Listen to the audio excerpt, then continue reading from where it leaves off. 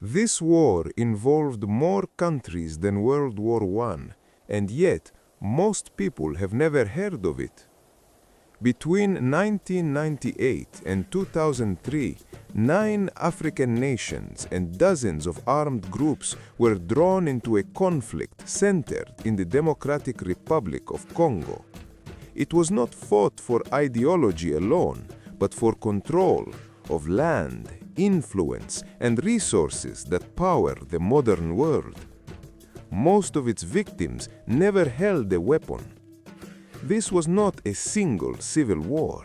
It was a continental crisis, and its consequences are still unfolding today.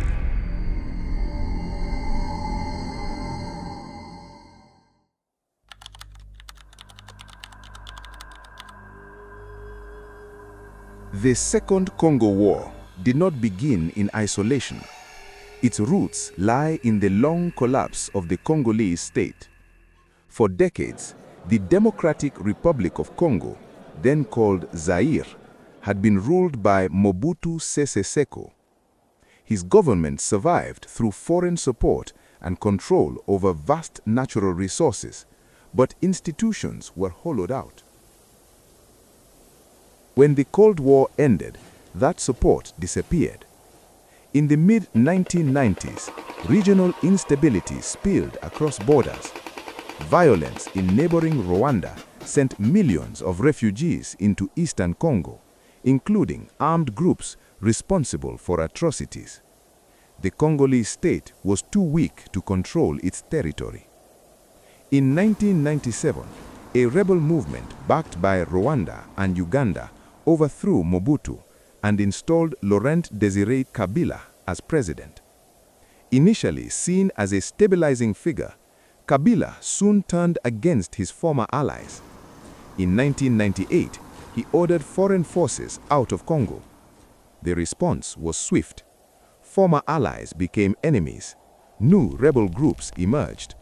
What began as a power struggle at the top quickly ignited a much larger war. Congo, vast, resource-rich, and unstable, became the center of a regional explosion.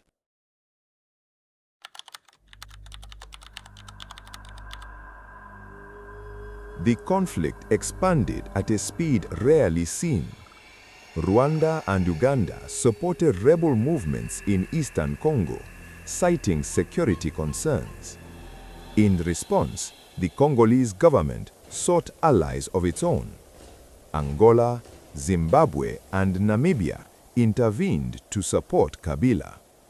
Soon, 9 African nations were involved. What made the war unique was its complexity. Dozens of armed groups operated simultaneously. Alliances shifted constantly. Front lines were unclear, and control changed hands repeatedly. Congo's geography made the conflict even harder to manage. Dense forests, poor infrastructure, and vast distances prevented decisive victories. The war was no longer about who ruled Congo. It was about who controlled access.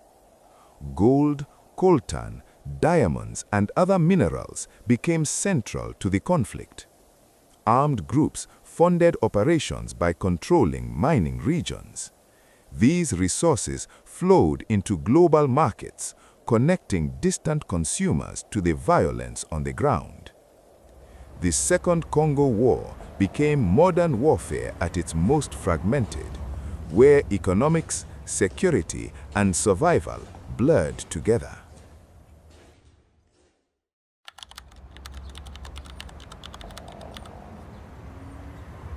The greatest impact of the war was not measured in battles, but in human suffering.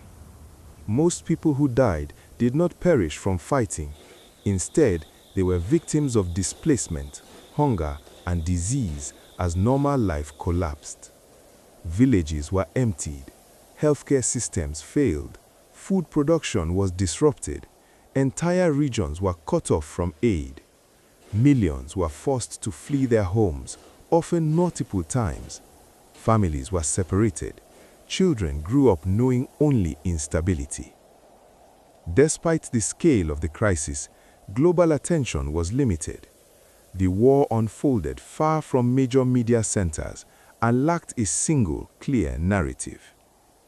International organizations struggled to respond. Peacekeepers were deployed, but with limited mandates and resources. Protecting civilians across such a vast territory proved nearly impossible.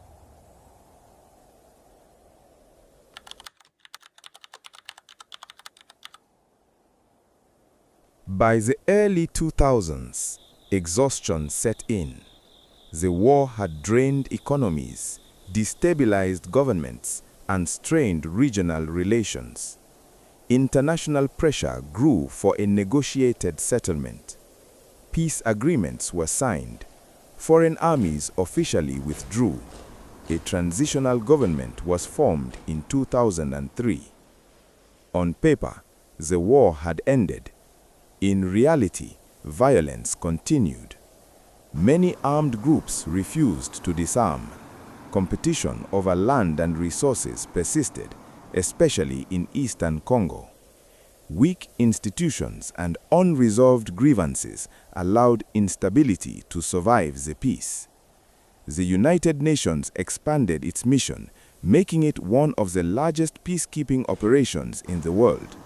Some progress was made, but expectations often exceeded results. The end of the war highlighted a hard truth. Ending a conflict is easier than rebuilding a state.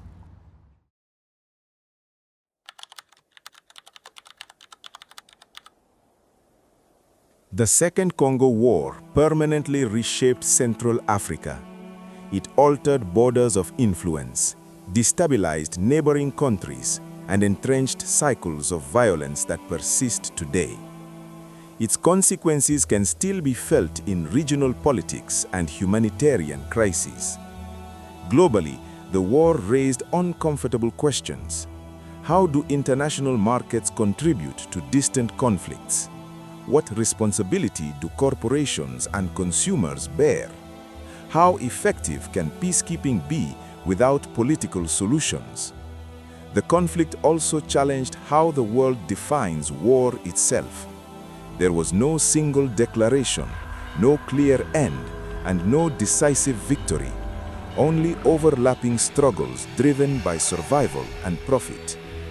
The Second Congo War is often called Africa's World War, not just because of its scale, but because of what it revealed, that modern conflicts are deeply interconnected and their effects reach far beyond the battlefield.